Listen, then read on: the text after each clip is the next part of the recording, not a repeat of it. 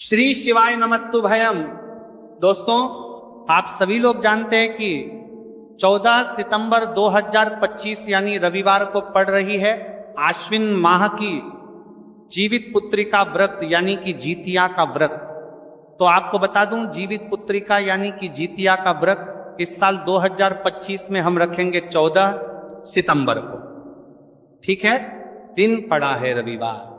रविवार के दिन हम व्रत रखेंगे और सोमवार के दिन हम पारण करेंगे। और दोस्तों, ये वह तिथि है जो आश्विन माह में पड़ने वाली सबसे बड़ी तिथि है, क्योंकि ये रविवार के दिन पड़ने वाली है। रविवार को मित्र आश्विन माह के बड़ी तिथि है। रविवार को पड़ रही है और इसका बहुत ही बड़ा और विशेष महत्व होता है। अगर कभी भी मौका लग जाए और आश्विन माह की जीवित पुत्रिका व्रत को पड़ जाए तो आप लोगों को एक हरा नींबू वाला उपाय तो अवश्य ही करना चाहिए। इन दोनों का संयोग बहुत ही कम आता है। इसी के साथ में जी ने अपनी शिव पुराण कथा में बताया है कि इस दिन आपको एक एक हरा नींबू वाला उपाय तो आपको अवश्य ही करना चाहिए, क्योंकि ऐसा दिन पूरे साल में सिर्फ एक ही बार आता है। और दोस्तों, आप सभी लोग जानते हो कि रविवार का अगर सबसे बड़ा कोई उपाय है तो वहां एक हरा नींबू वाला उपाय। तो दोस्तों, आश्विन माह की रविवार जीवित पुत्रिका व्रत के दिन आप लोगों को इस एक हरा नींबू वाला उपाय को जरूर करना है। बहुत सारे लोग होंगे जिन लोगों ने इस उपाय को ना किया हो, मतलब पूरा साल निकल गया, उन्होंने किसी भी दिन इसे हरा नींबू वाला उपाय को ना किया हो। पर दोस्तों, आपके पास एक आखिरी मौका बचा हुआ है, जो कि 14 सितंबर 2025 आश्विन माह की रविवार जीवित पुत्रिका व्रत के दिन है। इस दिन आप लोगों को इस वाले उपाय जीवित पुत्रिका व्रत के दिन है को जरूर कर लेना।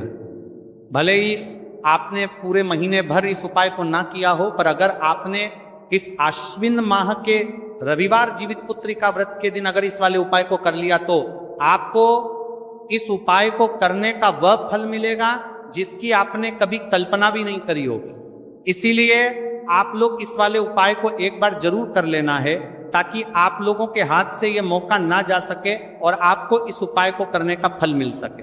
दोस्तों, यह उपाय पंडित जी ने अपनी अभी की ही श्री शिव महापुराण की कथा में बताया है। जी, इस उपाय को आज हम आपको बहुत अच्छे से समझाने वाले हैं। इस वीडियो को देखने के बाद इस उपाय को समझने के लिए आपको कोई और वीडियो को देखने की जरूरत नहीं पड़ेगी। तो चलिए दोस्तों, उपाय को शुरू में करते हैं। देखिए, ये इस आश्विन माह के रविवार के दिन ये इतना खास होता है, इतना महत्वपूर्ण होता है। देखा गया है कभी कभी बड़े बड़े पूजा पाठ अनुष्ठान से जो मनोकामना पूर्ण नहीं होते, वह आश्विन माह की रविवार के दिन एक छोटे से उपाय करने से ही आपकी मनोकामना पूर्ण हो जाती है। और बहुत सारे लोगों ने इस उपाय को किया भी है और उनको इस उपाय को करने का फल भी जरूर मिला है। अगर आप लोग भी इस उपाय को करना चाहते हैं तो आप इस उपाय को पहले अच्छे से समझ लेना, सुन लेना, उसके बाद करना। आपको इस उपाय का फल जरूर मिलेगा। और इस उपाय को कर लेने से आपके घर में चाहे किसी भी प्रकार की दुख और समस्या क्यों ना चल रही हो, आपको उसका कारण भी नहीं पता है कि भाई ये समस्या किस कारण से चल रही है, उसका कुछ भी कारण हो सकता है, जैसे पितृ दोष हो सकता है या किसी भी तरह का मंगल दोष भी हो सकता है। तो इस दिन आप लोगों को ये वाला उपाय कर लेना है।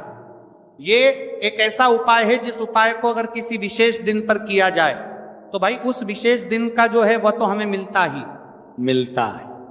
पर हमने उस दिन पर इस उपाय को किया है तो हमें उससे भी बड़ा फल मिलता है, और फल बहुत जल्दी मिलता है, क्योंकि आप इस उपाय को बहुत ही बड़े और विशेष दिन पर कर रहे हो।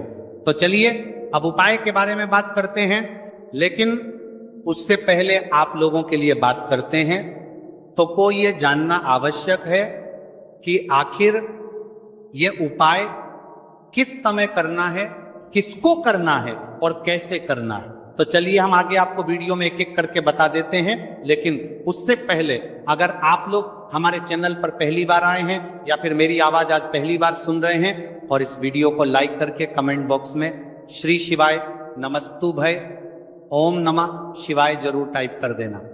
तो दोस्तों, इस एक हरा नींबू वाला उपाय को हमें इस आश्विन माह की रविवार के दिन कैसे करना है, किसको करना है, किस समय करना है और कहां पर करना है, ये सारे सवालों के जवाब आपको इस वीडियो में मिल जाएंगे। और जो ये वीडियो देखेगा भाई, उसको एक हरा नींबू वाला उपाय जरूर करना चाहिए, क्योंकि इस दिन तुलसी पत्ते का भी बहुत ही बड़ा और विशेष महत्व होता है। आ जाइए एक हरा नींबू वाला उपाय की, तो ये सोने पर सुहागा वाली बात हो जाती है और ये बहुत ही बड़ा उपाय हो जाता है इस आश्विन माह की रविवार का। तो अब दोस्तों, इस एक हरा नींबू वाला उपाय को आखिर करना किसको है, सबसे पहले हम लोग वो बात जान लेते हैं। तो देखो, घर की जो बड़ी माताएं बहनें होती हैं, उन माताओं बहनों में से कोई भी एक बड़ी माता बहन इस वाले उपाय को कर सकती है। और दोस्तों, अगर आप चाहे तो अपने घर में से सभी सदस्यों को भी इस उपाय को करवा सकते हैं। अगर किसी व्यक्ति की खुद की कोई मनोकामना है, खुद की कोई दुख और परेशानी है जो कि वह अपने लिए ही करना चाहता है, इस वाले उपाय को तो वह खुद अपने लिए भी कर सकता है। बाकी अगर कोई घर में से ऐसा है जो कि अपने पूरे घर परिवार की सुख और शांति के लिए ये वाला उपाय करना चाहता है, तो भाई वो भी करता है, सकता है, उसमें भी कोई दिक्कत वाली बात नहीं है। कहने का मतलब यह है कि इस उपाय को हर एक सदस्य भी कर सकता है और पूरे घर परिवार के सदस्य के लिए घर की बड़ी माताओं बहनों में से कोई एक माता बहन भी कर सकती है।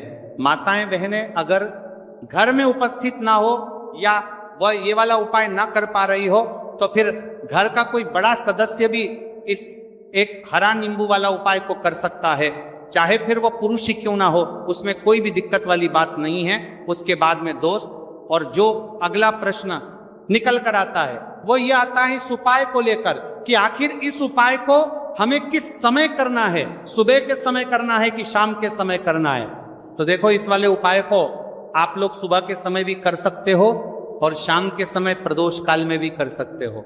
अब अगर आप पूछो कि भाई साहब सबसे उत्तम समय कौन रहेगा इस एक हरा नींबू वाला उपाय को करने का, तो हम आपसे बस यही कहेंगे कि इस उपाय को आप सुबह के समय करेंगे तो ज्यादा बेहतर होगा। बाकी अगर प्रदोष काल शाम के समय भी करेंगे तो भी अच्छा होगा, उसमें कोई भी दिक्कत वाली बात नहीं है। तो अब दोस्तों, जो अगली सबसे बड़ी और महत्वपूर्ण बात आती है वह ये आती है कि सुबह अगर हम उपाय को करेंगे तो हमें कितने बजे से लेकर कितने बजे तक के बीच में करना है, और शाम के समय प्रदोष काल में करेंगे तो हमें कितने बजे से लेकर कितने बजे के बीच में करना है। तो देखो, सुबह जितनी जल्दी हो सके आप उपाय को करने की कोशिश करना। बाकी अगर किसी कारणवश लेट भी हो जाओ, थोड़ी देर भी हो जाए, तो 10 या 11 बजे तक भी आप उपाय कर लेना, पर 12 बजे से ज्यादा देरी ना हो, ठीक है, इस बात का ध्यान रखना। उसके बाद में दोस्तों, अगर शाम के समय प्रदोष काल की बात करें, प्रदोष काल का जो समय है होता है वह शाम के 6 बजे से शुरू हो जाता है। मतलब शाम के 6 बजे से लेकर 7 बजे के बीच का जो समय होता है, यह समय प्रदोष काल का समय होता है। तो आप इस उपाय को 7 या 8 बजे के बीच में भी कर सकते हो। मतलब शाम के 6 बजे से रात 8 बजे के बीच में आप कभी भी इस वाले उपाय को कर सकते हो, उसमें कोई भी दिक्कत वाली बात नहीं है। तो देखो दोस्तों, सबसे पहला उपाय देखिए आपको क्या करना है। तो एक हरे नींबू से आप अपने जीवन से 1000 क्या लाख क्या करोड़ों शत्रुओं का भी सफाया कर सकते हैं, और कभी भी आपके शत्रु आपके दुश्मन आपको पलट कर देखें। यह भी नहीं, अगर आपने एक हरे नींबू से छोटा सा उपाय कर लिया, तो जो लोग अपने जीवन में शत्रुओं से दुश्मनों से बहुत परेशान हो चुके हैं, या जिन लोगों के ऊपर शत्रु बहुत कुछ किया कराया करवा रहे हैं, तो ऐसा समझ लीजिए कि जो भी बंधनवार क्रियाएं आपके जो भी पृथ्वी पर छंदा करती है, ऐसे आपके जो भी बंधनवार क्रियाएं, वो जो भी बंधनवार शत्रु ने करवा रखी होंगी, आपके दुश्मन ने करवा रखी होंगी, किसी भी तरह से अगर आपके दुश्मन आपको नुकसान करना चाहते हैं, आपको हानि पहुंचाना चाहते हैं, या किसी भी तरह से आपको परेशान कर रहे हैं, कोई भी दुख कोई कष्ट आपको दे रहे हैं, किसी भी आपकी संपत्ति पर, आपके व्यापार पर, आपकी दुकान पर उनकी बुरी नजर है, कुछ हड़पने की कोशिश कर रहे हैं, तो समझ लीजिए कि एक हरा नींबू लेकर बहुत छोटा सा उपाय आप करेंगे, और जो शत्रु आपको अपनी ताकत दिखा रहे हैं, आज आपको परेशान कर रहे हैं, उन शत्रुओं की सारी अकड़ निकल जाएगी। एक हरे नींबू के उपाय को अगर आप सही तरीके से कर लेते हैं तो देखिए उपाय पूरा समझिए, सही से समझ के उपाय करेंगे तो 101% ये उपाय काम करता है। और जो भी आपके दुश्मन हैं या जो भी आपके शत्रु हैं उनका सफाया पूरी तरह से हो जाता है। तो इस उपाय को आप किसी भी दिन कर सकते हैं। दूसरी चीज, स्त्री पुरुष कोई भी इस उपाय को कर सकता है। ऐसा उपाय आज की वीडियो में लाए हैं जिसमें आपके कोई पैसे खर्च नहीं होने वाले। सिर्फ आपको एक नींबू से उपाय करना है। अब ये हरा नींबू ही है जो आपके जीवन से शत्रुओं का पूरी तरह सफाया कर देगा और कभी भी दुश्मन और शत्रु आपको परेशान नहीं कर पाएंगे। चाहे शत्रु और दुश्मन कितने भी पावरफुल हो, कितने भी ताकतवर क्यों ना हो, फिर भी आपका बाल बांका नहीं कर सकते। मतलब कितनी भी कोशिश कर ले लेकिन फिर भी आपका कुछ नहीं बिगाड़ पाएंगे। तो चलिए बात कर लेते हैं उपाय की। उपाय किस तरह से आपको करना है तो देखिए, सबसे पहले तो आपको इसमें एक हरा नींबू लेना है, ठीक है ना। अब ये उपाय गुप्त शत्रुओं के लिए भी है और उस दुश्मन के लिए भी है जो सामने से आप पर वार कर रहा है, आपको किसी भी तरह की धमकी दे रहा है, कोई नुकसान आपका कर रहा है, वह शत्रु भी परास्त हो जाएगा। और जो आपके पीठ पीछे आपका बुरा कर रहे हैं, क्योंकि देखिए जो गुप्त शत्रु होते हैं ना, इनका ना तो हमें नाम पता होता है, ना इनका एड्रेस पता होता है, ना ये पता होता है कि कितने शत्रु हैं, है ना। क्योंकि ये तो गुप्त तरीके से शत्रुता करते हैं और गुप्त शत्रु के बारे में किसी को कुछ पता नहीं चल पाता है। बहुत कम लोग होते हैं, जान जाते हैं कि हाँ किसी ने कुछ करवा रखा है, फिर भी ये नहीं जान पाते कि कौन व्यक्ति है जो ऐसा करवा रहा है ना। ये बहुत मुश्किल है पता करना। लेकिन अगर आपको आपके दुश्मन का नाम नहीं पता, आपका दुश्मन कहाँ रहता है ये भी नहीं पता, कौन आपसे शत्रुता कर रहा है ये भी नहीं पता, फिर भी ये उपाय आप करिए। क्योंकि जो दुश्मन है, जो शत्रु है, इस उपाय को करने से आप देखेंगे कि वह तुरंत आपके जीवन से दूर हो जाएगा और उसका किया कराया भी दूर हो जाएगा। जो भी आपके ऊपर करवा रखा होगा, आपके व्यापार पर करवा रखा होगा। क्योंकि बहुत सारी उच्चाटन और बंधन वार की क्रियाएं हैं जो लोग करवा देते हैं। बहुत सारे तांत्रिकों के पास जाकर और भी बहुत सारी जगहों पर जाकर लोगों के साथ बहुत कुछ गलत करवाते हैं।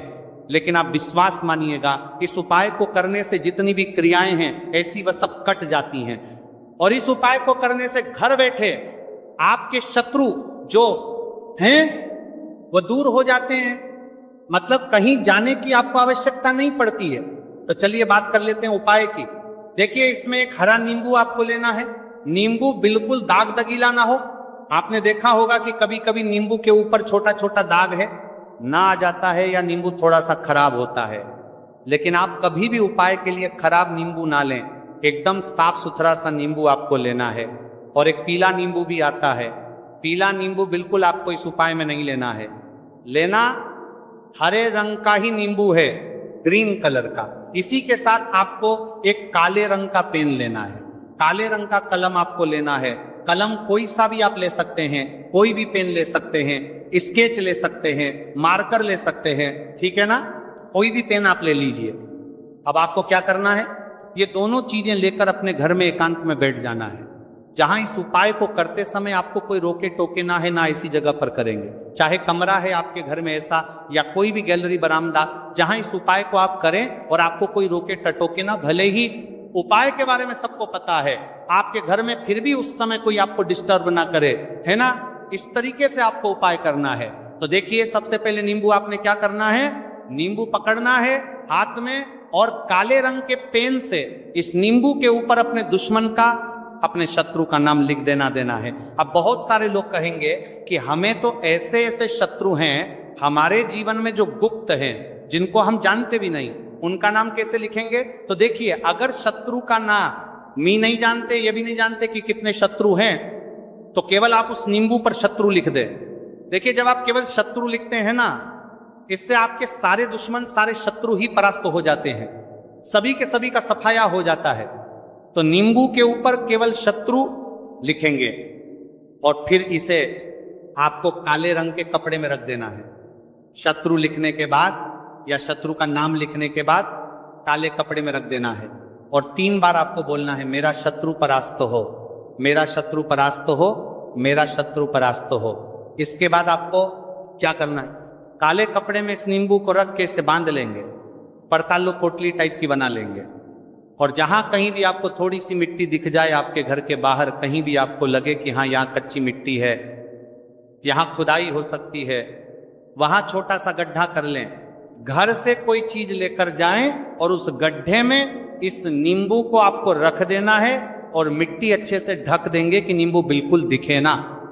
ये उपाय शाम के समय का है, मतलब जब सूरज छिप जाता है उसके बाद कभी भी आपको ये उपाय करना है। सूरज की रोशनी में ये उपाय आपको नहीं करना है, ये उपाय करिए।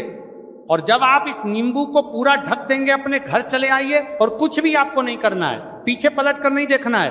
घर आकर हाथ पैर धो लेंगे और 1000 शत्रु हो, लाख हो, करोड़ हो, बिल्कुल उनका सफाया हो जाएगा। उन्होंने जो क्रियाएं आपके ऊपर करवा रखी हैं, तांत्रिक क्रियाएं या कोई भी जादू टोना, सभी कुछ दूर होता है। इस उपाय को करने से तो करिए ये उपाय और इसका चमत्कार देखिए। सिर्फ और सिर्फ आपको इस उपाय को एक बार ही करना है और एक बार ही उपाय करने में शत्रु का पूरी तरह सफाया हो जाएगा। सारे शत्रु के परास्त हो जाएंगे, सारे दुश्मन आपके सामने नतमस्तक हो जाएंगे, आपके सामने हाथ जोड़कर माफी मांगने को मजबूर हो जाएंगे। मतलब आप कुछ नहीं बिगाड़ेंगे। तो देखिए, नींबू जो है ये साधारण नहीं होता है। नींबू के अंदर ऐसी ऐसी शक्तियां पाई जाती हैं जो आपके दुश्मन को, आपके शत्रु को जड़ से खत्म कर सकती है। आपने देखा होगा कि जब भी लोग अपना व्यापार शुरू करते हैं या जो भी बिजनेस करते हैं, दुकान खोलते हैं, छोटा मोटा व्यापार जैसा भी काम करते हैं, वहां पर नींबू मिर्च जरूर लगाते हैं। क्योंकि देखिए, जो नींबू और मिर्च होती है ये आपके जीवन में धन को लाने का और बढ़ाने का काम भी करती है। क्यों? क्योंकि नींबू और मिर्च जो होता है, इसे जब आप अपने घर के दरवाजे पर या दुकान पर, शॉप पर लगाते हैं, इससे कभी भी आपके दुकान को, शॉप को नजर नहीं लगती है। पूरी नजर को बाहर ही ये रोक देती है। साथ ही साथ जो नींबू होता है ये शत्रु से छुटकारा दिलाने के लिए, दुश्मनों को दूर करने के लिए बहुत उत्तम होता है। तो उपाय करें, आपको लाभ जरूर होगा। अब हम बात करते हैं दूसरे विशेष उपाय ई की। देखिए, ये उपाय भी आपको तुलसी जी के पौधे के वहां पर करना है। आपके भाग्य का उदय करने के लिए आपके घर में धन समझ की गई, आपके घर में धन समझ की गई, आपके भाग्य के संजी के, आपके भाग्य कर्म में तुलसी जी के संजी के, आपके घर में परेशानियां हैं, कर्ज की समस्या अगर दिन पर दिन बढ़ती जा रही है, खत्म नहीं हो रही है, बहुत ज्यादा परेशानियां हैं, तो आपको ये उपाय करना चाहिए। देखो करना क्या है, बहुत ध्यान से समझना।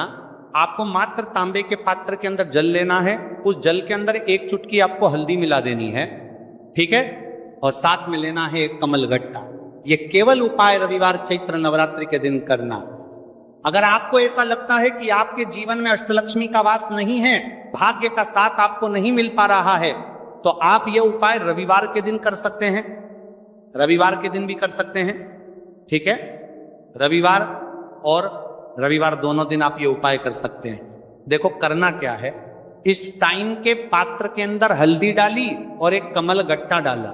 अब आपको तुलसी जी के वहां पर जाना है। देखिए, जब आप हल्दी डालोगे जल के पात्र के अंदर, तब आपको ओम नमो भगवते वासुदेवाय का 11 बार जाप करना है। फिर हल्दी डालना है। जब आप कमल गट्टा बाप के समतर का बजा लें, जब आप कमल गट्टा 12 डालोगे, तब आपको ओम श्री नमः या ओम महालक्ष्मी नमः इस मंत्र का जाप करते हुए एक कमल गट्टा डालना है। 11 बार जाप करना है, ठीक है। कमल गट्टा और हल्दी दोनों होना चाहिए। कमल गट्टा महालक्ष्मी का प्रतीक माना जाता है और हल्दी जो है वह भगवान विष्णु के निमित्त आप हल्दी डालेंगे, ठीक है। इस जल को आपको तुलसी जी की जड़ में अर्पित करना है, अर्पित करना है। ओम नमो भगवते वासुदेवाय का जाप का जाप का जाप का जाप का जाप का जाप का जाप का जाप का जाप का रहते हुए बस इतना सा उपाय करना। धन संबंधित को कोई भी परेशानियां है वह सब दूर हो, ऐसी आपको प्रार्थना करनी है। कर्ज से जुड़ी कोई परेशानी हो तो ऐसी प्रार्थना करनी है कि ये दूर हो जाए। ऐसी कामना करते हुए ये दूसरा प्यारा सा उपाय आपको करना है। तो देखो, ये हो गया दूसरा उपाय जो कि आप सुबह से लेकर के शाम तक कर सकते हैं। रविवार या रविवार के दिन सिर्फ एक बार ही करना है। अब जो कमल गट्टे है, कमल गट्टे को आपको वहीं पर तुलसी जी के वहां पर रखे रहने देना है, आपको उठाना नहीं है। चाहे तो आप तुलसी जी की वहीं पर गांठ दें, ठीक है। तो भी चलेगा। तो इस प्रकार से आपको ये सुंदर सा उपाय करना है। अब हम बात करते हैं तीसरे उपाय की। ध्यान रखना, ये जो दूसरा उपाय है ये आपको आपके घर में ही करना है, बाहर कहीं पर भी मत कर करके आना, ठीक है। घर में अगर तुलसी जी हो तो ही आप ये उपाय कर सकते हैं। अब हम बात करते हैं तीसरे विशेष उपाय। देखो, भाग्य का साथ आपको मिले तब, और गुरु बृहस्पति को मजबूत करना बहुत जरूरी होता है। इसीलिए पूज्य गुरुदेव ने एक बहुत ही सुंदर सा उपाय बताया था, जो कि है पीले चावल का। थोड़े से अक्षत लेना, चावल लेना। अगर आपको ऐसा लगता है ना कि आपको किसी भी चीज में सफलता नहीं मिल पा रही है, किस्मत का साथ आपको नहीं मिल पा रहा है, तो पीले चावल लेना। पीले चावल कैसे करोगे? 11 चावल लेना साबुत, उसके अंदर जो पीला चंदन है वो आपको मिला देना है और चावल को पीला रंग कर देना है, ठीक है। साथ में लेना है एक बेलपत्र और साथ में लेना है तांबे के पात्र के अंदर जल, ठीक है। ये तीनों सामग्री लेकर के रविवार जीवित पुत्रिका व्रत के दिन सुबह से लेकर के रात्रि तक, जब आपकी इच्छा हो तब आप ये उपाय कर सकते हैं। अब आपको क्या करना है? भगवान शिव के मंदिर में जाएंगे, जो एक बेलपत्र है वह माता अशोक सुंदरी वाले स्थान पर आपको अर्पित करना है। डंडे का हिस्सा जलाधारी की तरफ हो, चाहे उस प्रकार से आपको ये बेलपत्र अर्पित करना है। जब बेलपत्र अर्पित करोगे तब आपको कुंदकेश्वर महादेव का नाम लेना है माता अशोक सुंदरी वाले स्थान पर, ठीक है। अब जो चावल के दाने हैं, जो अक्षत लेकर के आए हैं, वह भगवान शिव के शिवलिंग पर आपको अर्पित करना है। जब आप अर्पित करोगे तब आपको बृहस्पति शवर महादेव का नाम लेना है। बृहस्पति शवर महादेव ही एक ऐसे महादेव हैं जो आपके गुरु ग्रह को मजबूत करता है। तो आपको इस प्रकार से अर्पित करना है और अंत में एक लौटा जल धीरे धीरे पतले दरा से बृहस्पति शवर महादेव का स्मरण करते हुए या श्री शिवाय नमस्तुभयं का जाप करते हुए आप अर्पित करें, या मात्र केवल और केवल रविवार के दिन किया जाता है। और यह उपाय बहुत ही ज्यादा प्रभावशाली है। ध्यान रखना, हल्दी का उपयोग मत करना, चावल में पीला करना है। चावल को तो पीला चंदन ही